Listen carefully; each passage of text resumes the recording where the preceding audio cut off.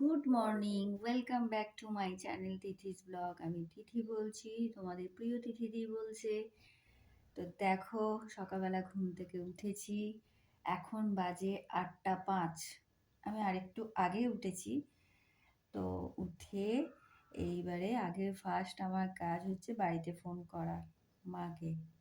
মা কি করছে, মায়ের ফোনে আবার রিচার্জ নেই। তো মায়ের ফোনে যেহেতু রিচার্জ নেই, দিদিকে ফোন করলাম।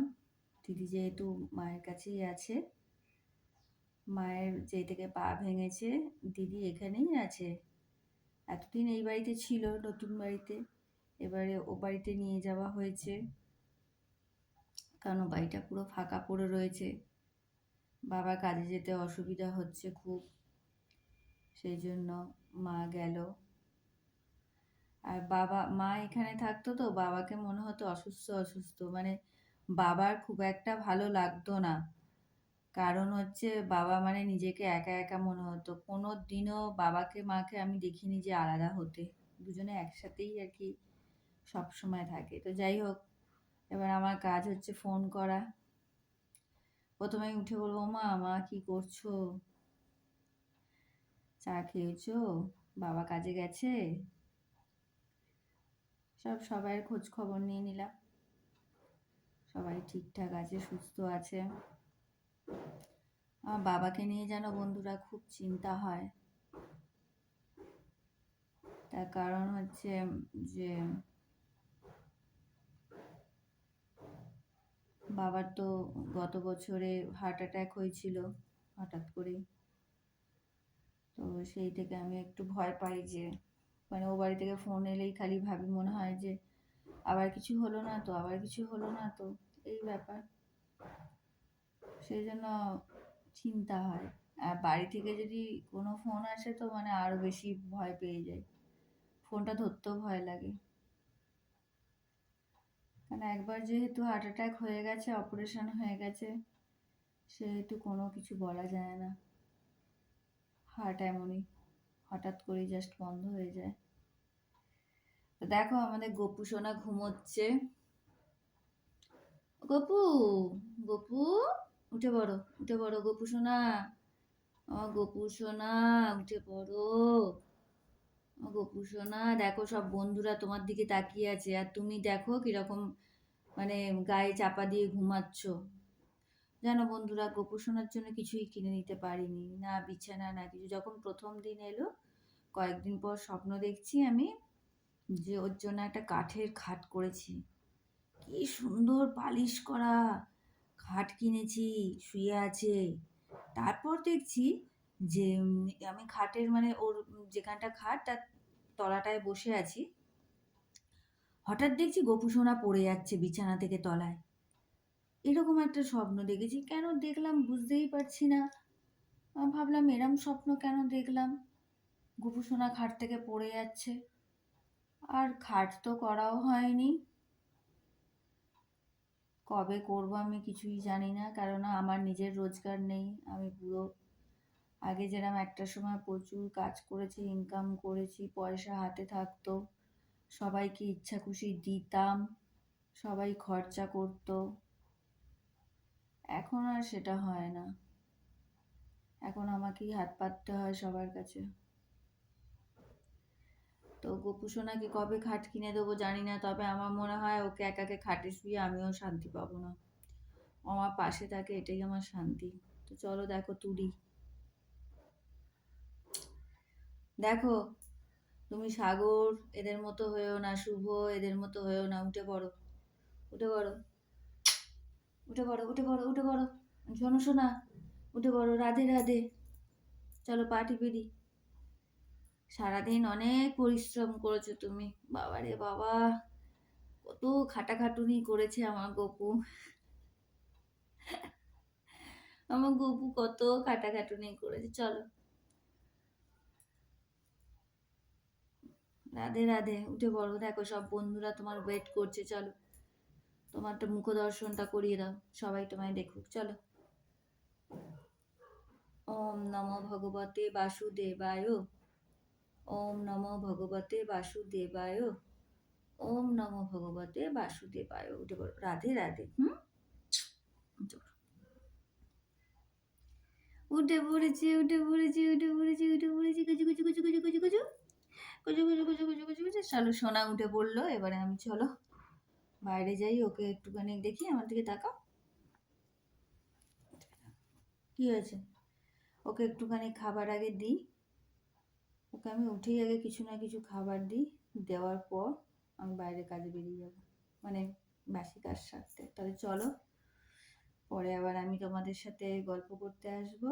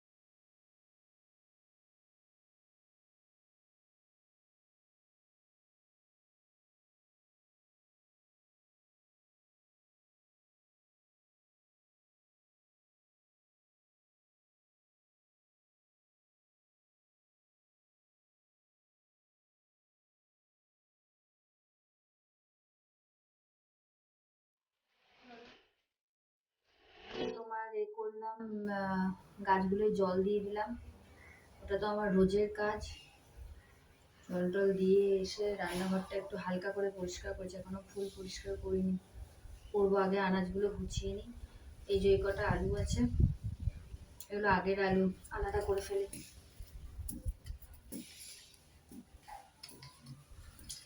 এই চুবড়িতেও আলু আছে, আবার এই চুবড়িতেও পুরাতন অনেকগুলো আলু আছে।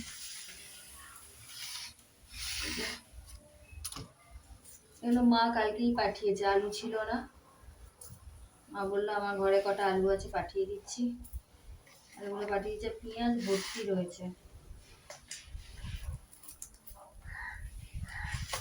চুবড়িটা চুবড়ির মধ্যে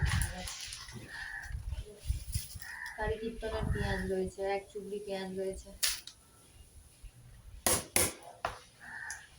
রান্নাঘরটা মানে ভালো করে পরিষ্কার করে নিই, এই কারণে এই আনাজগুলো ঢাললে প্রচুর নোংরা পড়ে।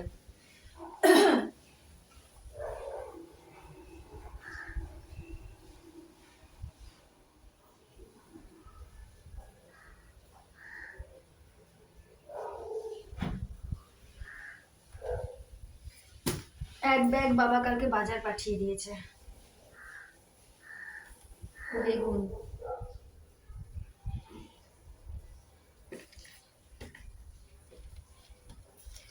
বাঁধাকপি।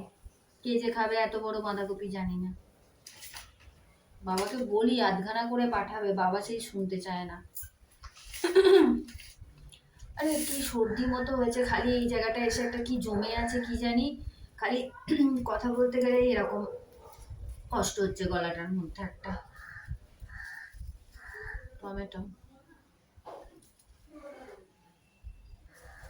আবার বাবা আলু পেঁয়াজ এত পাঠিয়ে দিয়েছে, দেখো আবার কত পেঁয়াজ আলু পাঠিয়ে দিয়েছে।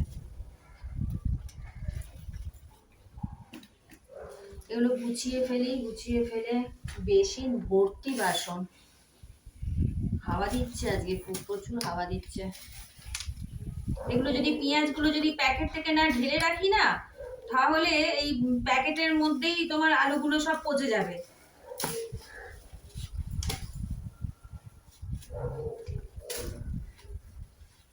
পেঁয়াজগুলো আবার কিরকম ভেজা ভেজা।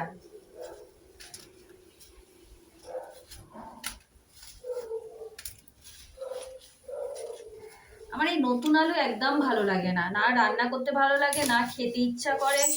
একটু ঠান্ডা হয়ে গেলেই তরকারি পুরো আলু শক্ত হয়ে থাকে, খাজা খাজা হয়ে থাকে। এই আলুটা পচা দিয়েছে, আলুগুলো কিরম ভিজে ভিজে।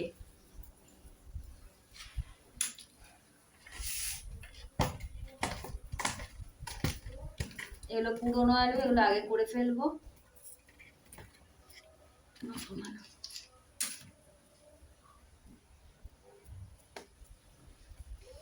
চলো এগুলো ফ্রিজে গুছিয়ে ফেলি, ফ্রিজে রেখে আসি আনাজগুলো।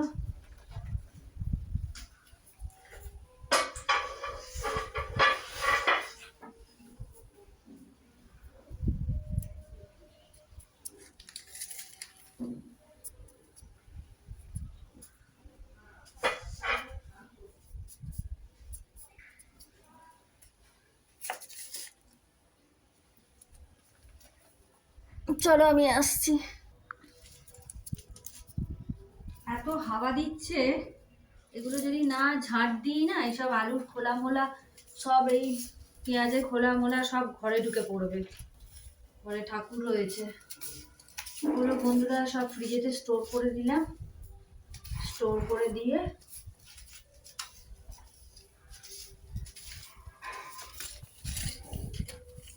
দেখছো হাওয়াতে উঠছে কিরকম।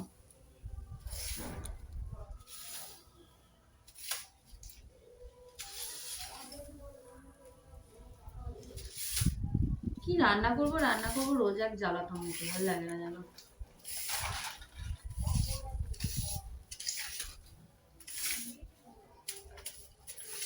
দেখি কি করি। এগুলো রান্নাঘরটা ঝাঁট দিলাম, ঝাঁট দিয়ে দেখবে বাসন বেসিনে কত পড়ে আছে, দেখাচ্ছি তোমাদেরকে। ওগুলোকে সব উদ্ধার করবো। আগে রান্নাঘরটা ভালো করে মুছে নিই, মুছে নিয়ে যেহেতু বাসনগুলো মেজে মেজে কোথায় মিলবো, মেলার জন্য রান্নাঘরটাকে মুছে ফেলতে হবে। মুছে ফেলে বাসনগুলো মেজে সব মিলে তারপরে ভাত বসাতে যাব। দেখি কি রান্না করি। ভাবছি আমি যেটা মানে তৃপ্তি করে ভাত খাই, যেটা করলে সেই রান্নাটাই ভাবছি আজকে করবো, তাড়াতাড়িও হয়ে যাবে আর খেতেও মন থেকে মানে তৃপ্তি পাই। চলো তাহলে রাখি, দাঁড়াও তোমাদেরকে বাসনগুলো দেখাচ্ছি। কত বাসন দেখো, চারিদিকে বাসন ভর্তি একদম।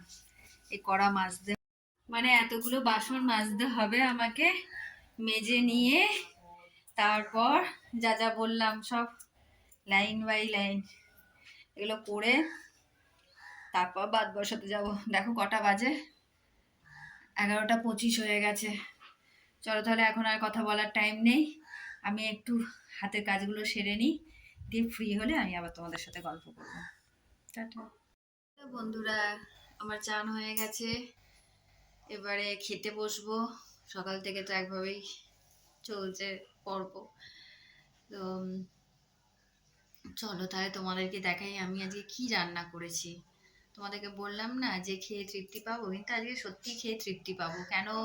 কেন বলছি এই কথাটা, এটা আমি তোমাদেরকে পরে বলবো, ঠিক আছে? চলো দেখে নিই আমাদের কি রান্না হয়েছে। দেখো ভাত হয়েছে, ভাত করেছি, ভাত তো হবে এই দুপুরবেলা। এই যে বেগুন ভাজা করেছি, আর হচ্ছে মুসুর ডাল, আর হচ্ছে আলু পোস্ত। আলু পোস্তটা জাস্ট নাবিয়ে আর এতে গেছি, স্নান করতে গেছি তোমার, বুঝতে পেরেছো?